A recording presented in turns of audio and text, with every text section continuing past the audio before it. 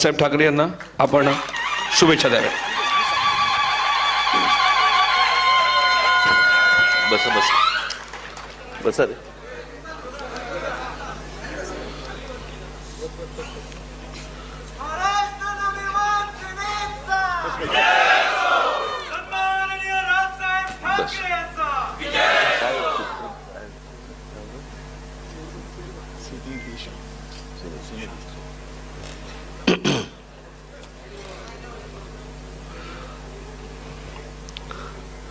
सन्माननीय दिलीप प्रभावळकर साहेब आणि माझ्या जमलेल्या सर्व मराठी बांधवांनो, भगिनींनो आणि मातांनो,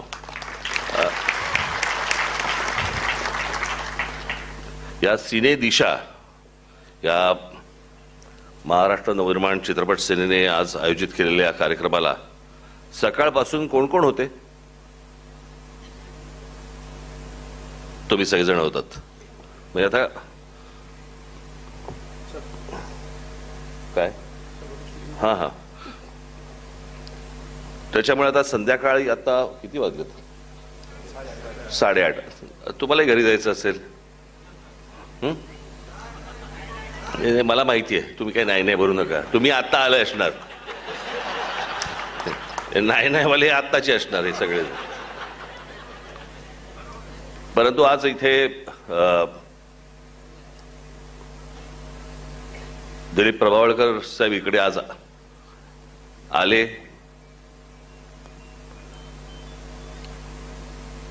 त्यांचा सत्कार करायची मला संधी मिळाली. मी मागे एकदा आशाताईंच्या कार्यक्रमामध्ये मी असं म्हटलं होतं, एकदा आशाताईंचा सत्कार माझ्या हस्ते झाला होता आणि मी त्या कार्यक्रमात असं म्हटलं होतं की सध्या म्हटलं मोठ्या माणसांचे सत्कार करायला मोठी माणसं सापडत नाहीत, आमच्यावरती अटपायला लागतंय. आणि आजही तेच आहे.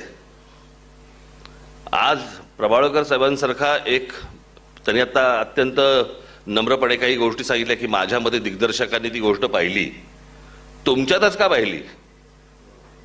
एवढे नट इथे रंगभूमीवरती असताना दिलीप प्रभावळकरांमध्येच त्या गोष्टी का पाहिल्या गेल्या? मला असं वाटतं ही महत्वाची गोष्ट आहे.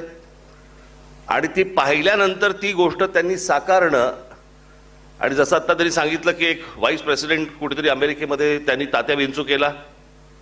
अमेरिकेमध्ये आम्हाला फक्त तात्या ट्रम्पच माहिती आहे.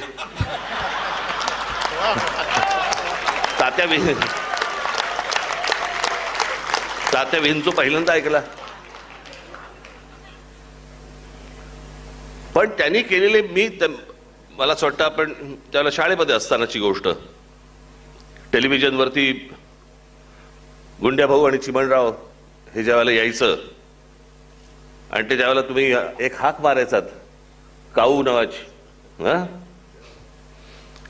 तर ते डोळ्यासमोर तेव्हापासून दिलीप प्रभावळकर आम्ही त्यांचा प्रभाव पाहत आलो. किती चित्रपट पाहिले, किती गोष्टी पाहिल्या. आणि मला असं वाटतं की भारताच्या इतिहासात, चित्रपटाच्या इतिहासामध्ये इतक्या प्रकारच्या विविध भूमिका करणारे मला असं वाटतं ते एकमेव कलाकार असतील.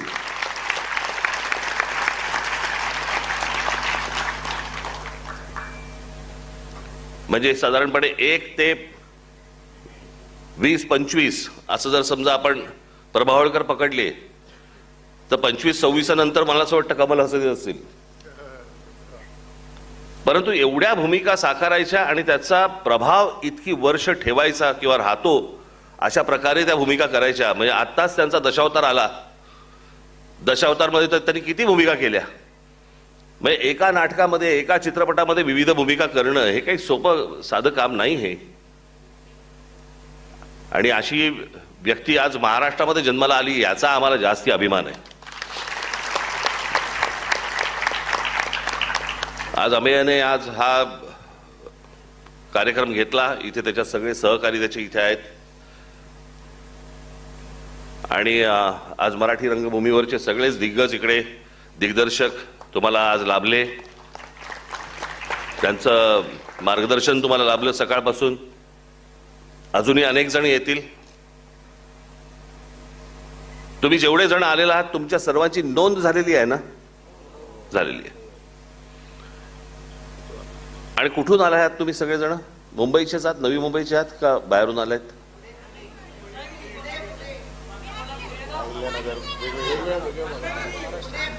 पुणे, रत्नागिरी, महाराष्ट्रातनं आलं, बोला ना. सोपं नाही का?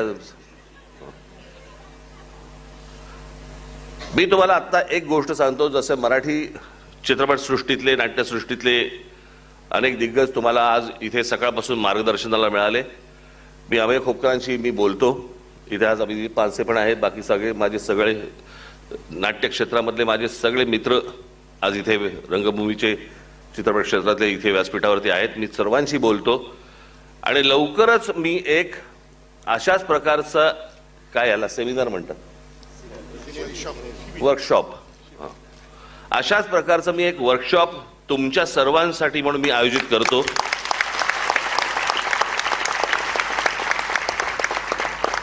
ज्याच्यामध्ये आपले मराठी चित्रपटसृष्टीतले लोक तर असतीलच, परंतु आपल्या सर्वांसाठी म्हणून मी राजकुमार हिरानी, आमिर खान, जावेद अख्तर या सर्वांना मी इथे बोलवीन. तुम्हाला जे काही, तुम्हाला या क्षेत्रामध्ये येण्यासाठीचे जे काही प्रश्न असतील ते मला असं वाटतं तुम्ही त्यांच्याशी बोला आणि भविष्यातली सगळी तुमची वाटचाल ही उत्तम हो. चित्रपट कसा करायचा, काय करायचा, नाटक काय करायचं, कसं करायचं. मला चित्रपट क्षेत्रातलं थोडंसं, चित्रपटाबद्दल थोडंसं मला थोडंसं कळतं, थोडंसं, यांच्या एवढं नाही कळत.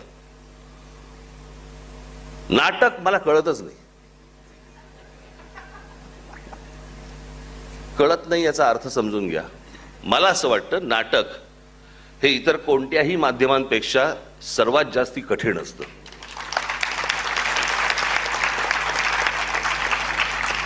याचं कारण त्याला एका चौकोनामध्ये विश्व मांडायचं असतं आणि तुम्हाला त्या संपूर्ण विश्वामध्ये घेऊन जायचं असतं त्या एका चौकोनात.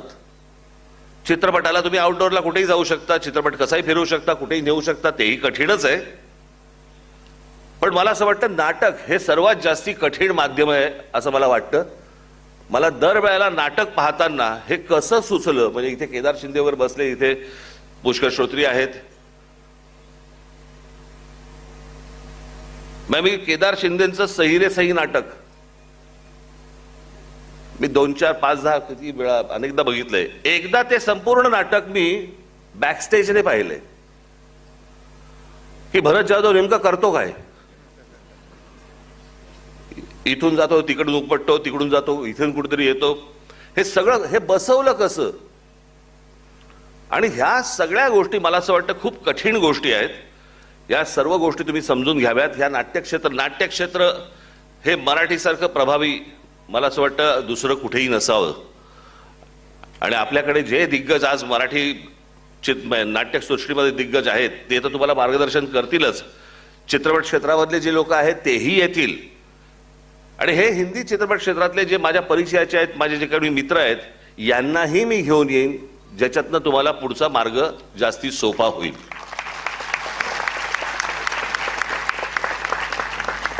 आता बाकी जे राहिलेले म्हणजे वर्कशॉप सोडून जे आलेले आहेत त्यांच्यासाठी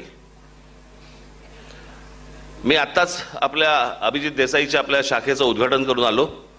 आणि त्या शाखेच्या उद्घाटनाच्या वेळेला मी त्यांना सांगितलं की मी लवकरच नवी मुंबईमध्ये एक माझी जाहीर सभा देईन आणि त्या जाहीर सभेच्या वेळेला आपण सर्वजण या. त्याच्यामुळे ही सगळी बिचारी मंडळी महाराष्ट्रातनं सगळीकडनं आली आहेत. आधीच ते सगळं म्हणजे दिवसभर त्यांना खूप गोष्टी मिळाल्या असतील, पण अजून मी माझ्यामुळे ते जास्ती कावतील, तर त्याला त्रास होऊ नये. लवकरात लवकर शांतपणे घरी जा, नीट जा, लवकर जा, घरी व्यवस्थित पोचा.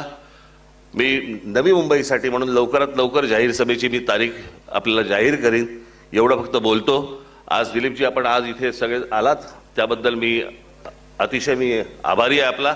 आणि आम्ही आणि त्याच्या सर्व टीमचं मी पुन्हा एकदा मनपूर्वक अभिनंदन करतो. धन्यवाद.